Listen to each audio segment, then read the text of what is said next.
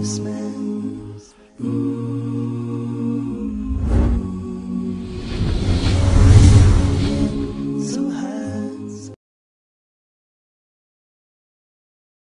a really awesome question.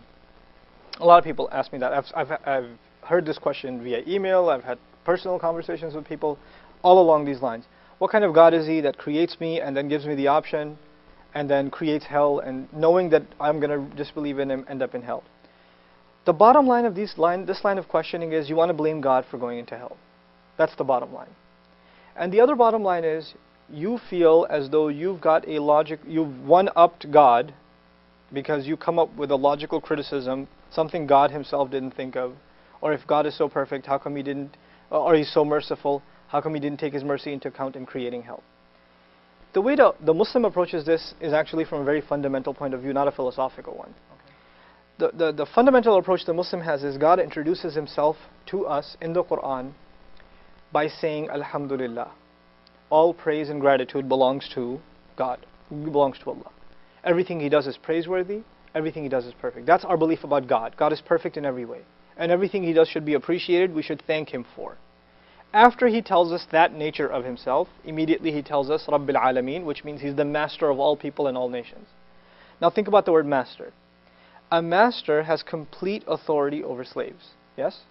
And a master can punish slaves, reward them, leave them be, give them lots of work, give them no work. It's entirely up to the master. Right. Now, before God even told us He's a master, He already established that all praise and gratitude belong to Him. Everything He does is praiseworthy. Everything He does is wonderful. You can't exactly say that about any other master. Any other master will do things that are, that are oppressive, that are unfair. That's what a slave can expect. They can expect to be coerced. They can expect to be tortured, etc., etc. But God first, before He even tells us He's a master, He says He's a praiseworthy master. Right. Then He goes on to say He's unimaginably merciful as a master. Now, before even talking about or proving God's mercy, because that's what's in question here in the questioner's mind, what kind of merciful God is this? Right. The problem is you're thinking of Him as God and not as master. That's the real problem. If you accept the summary of the Quran, what does it want from people? I usually call it a one-liner. The summary of the Quran: accept God as your master, come to terms with the fact that you're a slave. If you come to terms with that fact and learn to trust Him as a master, then everything He's done, everything He's created has a purpose, has wisdom. If you haven't come to terms with the fact that He's your master, He has authority over you. He's just someone who created you, and after that you have the right to question Him and to criticize Him and to do that. Then you've missed the fundamental premise of the Quran. Muslims don't ask these questions. Why not? Because we've accepted God as master. Now, He didn't just create a hell to throw people in it. The fact that the Quran, somebody asked me this recently, the Quran is very explicit, very graphic in its description of hell. I mean, it's really, really scary stuff in some places. So somebody asked, if this is a book of guidance, why go so explicit? You ever heard of the Scared Straight program? Right, where teens are messed up or they're heading towards a life of crime, and they bring someone who's done time in prison, who's gone down this road before, and they show them, look, I've been there, I know what it's like, it's not glorified, it's not fun, this is what happens to you. And the idea of it is, well, I'm not going to go down this road because I know somebody else who already has.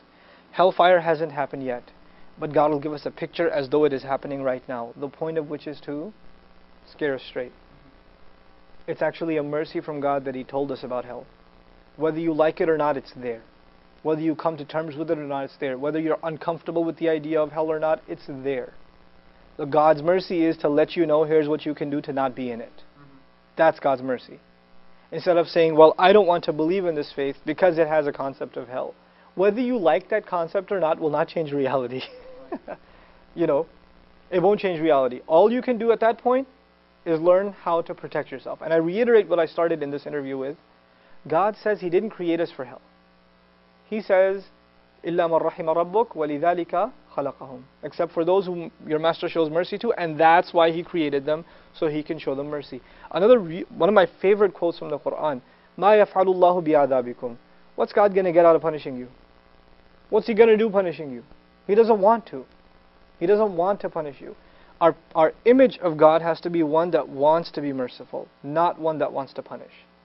That is not the image that we have in the Quran. And even the mention of punishment, in and of itself, is an act of mercy from God.